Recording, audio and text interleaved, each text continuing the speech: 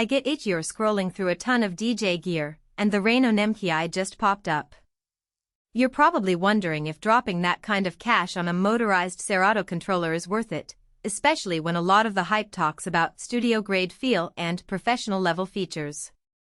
Link is in the description if you want to check the product details on Amazon. I've been in the same spot, weighing the risk of buying something that sounds amazing on paper but might end up gathering dust because it doesn't fit my real-world workflow.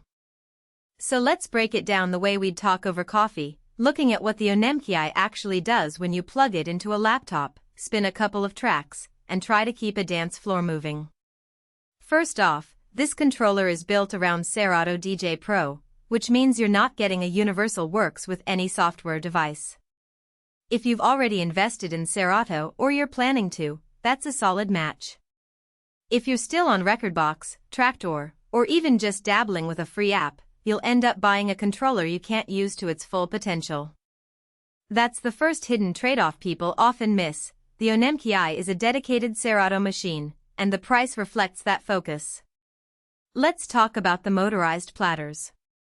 RANE put 7.2-inch platters with adjustable torque into the unit, so you get that tactile resistance you'd expect from a real turntable. The torque can be dialed down for a looser feel, which is useful when you're just queuing up a track, or cranked up for heavy scratching.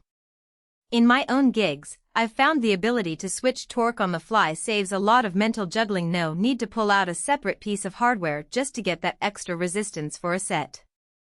The platter's motorization also means you get accurate visual feedback on the track's position, which is a subtle but real advantage when you're beat matching by ear on a packed dance floor.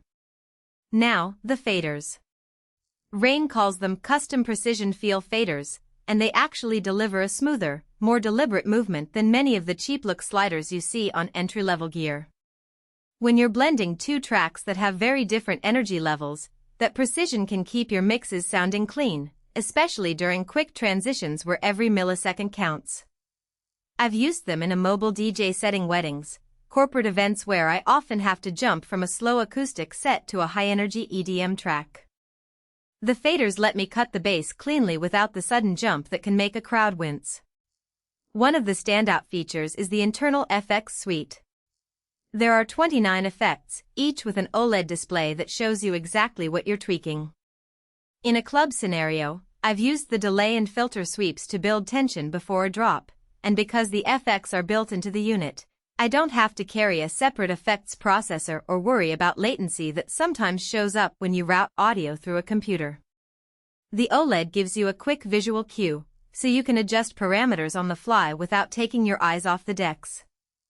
Stems integration is another area where the MKII adds value. Serato's stems feature lets you isolate vocals, drums, bass, or melody on the fly, which is a game changer for remixing live. I once had a request to play a classic rock anthem but strip out the vocals for a karaoke vibe. With stems, I could pull the vocal track out in real time, keep the rest of the music playing, and hand the mic over to the crowd. That kind of flexibility is usually reserved for a laptop-heavy setup, but the controller makes it feel as natural as hitting a pad. Speaking of pads, the secondary pad buttons let you access two pad modes simultaneously. That means you can have hot cues on one layer while using performance pads for loops or slicer effects on the other.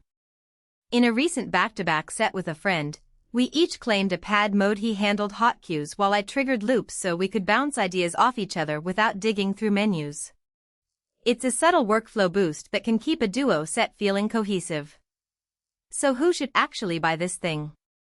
If you're a scratch-oriented DJ who spends hours perfecting turntable tricks, the motorized platters and tactile faders give you a practice surface that mimics real decks without the maintenance headaches.